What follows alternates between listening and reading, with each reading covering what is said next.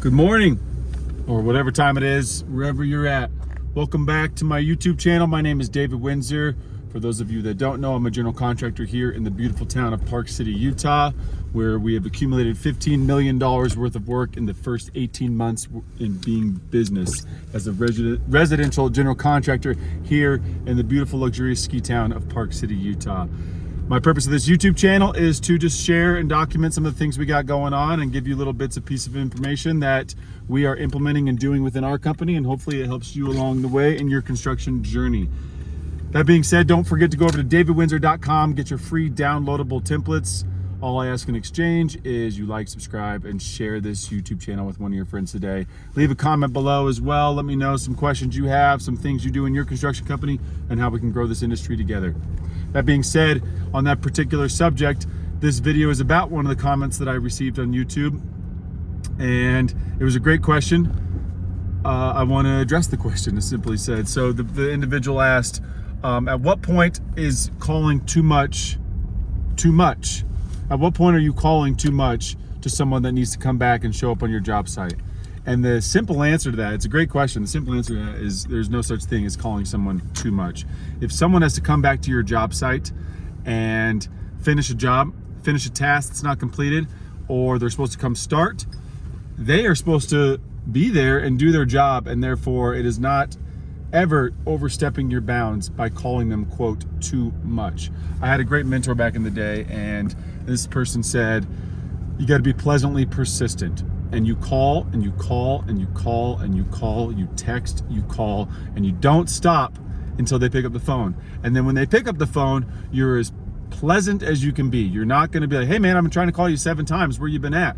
You say, hey, glad to hear from you. I know you're busy. Just checking in. And so what I do every day is when I get to my office or when I hop in my car, the first thing I do is call the 2 or 3 people that are hot in my list, the people that I need to get in touch with the most. And I call them and say, just checking in. And I always say checking in, 1. And 2, I always come up with an excuse for why I'm calling them and saying, hey, you know, I got to call my painter. My painter's asking at what stage can he come get, sorry, I'm sneaking into traffic here. I got to be a little aggressive.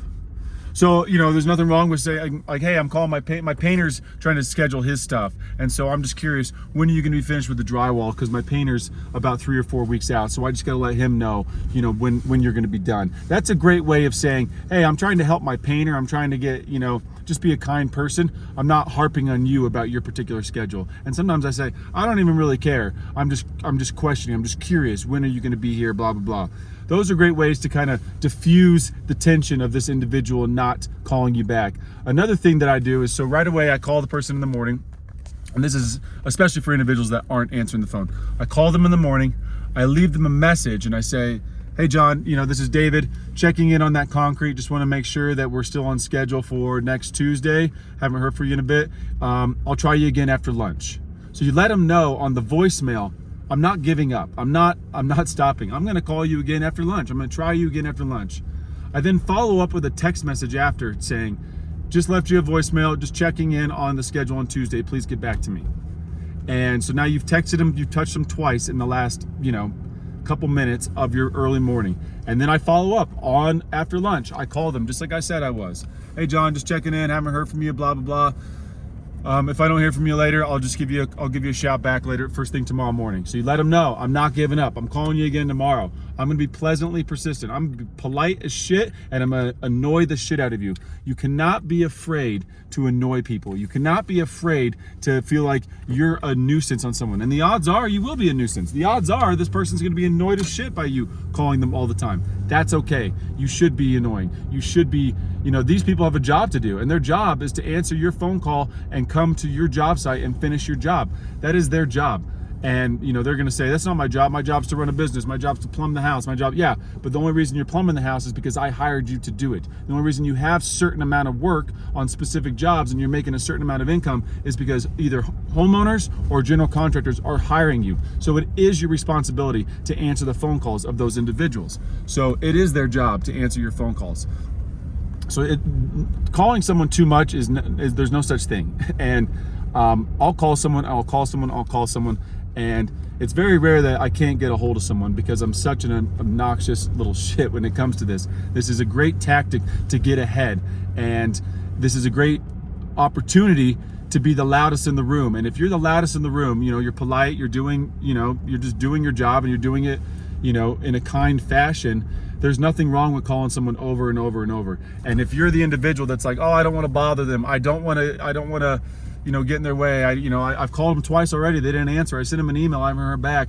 Well, you're the individual that's going to get put back in the line because in the back of the line, because I'm the individual competing against you, and I am the individual that's going to call that person 800 times until they show up to my job site. So you may have been scheduled to show up before I was, but I don't know that. All I know is I'm calling this guy over and over and over when I need him, and then I'm getting him to show up, and I'm not going to stop calling him until he shows up. And therefore, he might have showed up to my job before yours because you were too polite, too non-overbearing. And the biggest thing in this conversation that I want to like wrap it all up with is you can't be embarrassed. You can't be concerned about someone else's feelings or annoying someone or doing things that just are outside your comfort zone. You can't try to please everyone. You can't try to, you can't just try to tiptoe around the subject. You got to get persistent. You got to be pleasantly persistent, and you got to be the loudest person in the room. You got to call, you got to text, you got to email, and you got to do it over and over and over until you get a response. That's the only way to get a response from subcontractors in today's market, and you got to be persistent, and you can't be afraid that this person's going to be annoyed by you. The worst thing that happens is they get annoyed with you and they don't want to do business with you again. That is literally the worst thing that could happen. So, that's all I got today. Once again, my name is David Windsor. You can go over to davidwindsor.com, get your free downloadable templates. I really appreciate you guys watching these videos, showing up, doing your thing. I appreciate you guys just being a community that's helping me grow, helping you grow. We're all in this together. You know, please share your thoughts, things that you guys are doing in your company that we're not doing in ours. I want to learn. I want to learn from you guys. If you're doing something that we're not, I want to find out. I want to figure out what I can do better. And I'm here to grow, and I think we can all do this together. So once again, I really appreciate you guys. Don't be afraid to be pleasantly persistent. Be the loudest voice in the room, and I'll talk to you soon. Thanks again. Bye.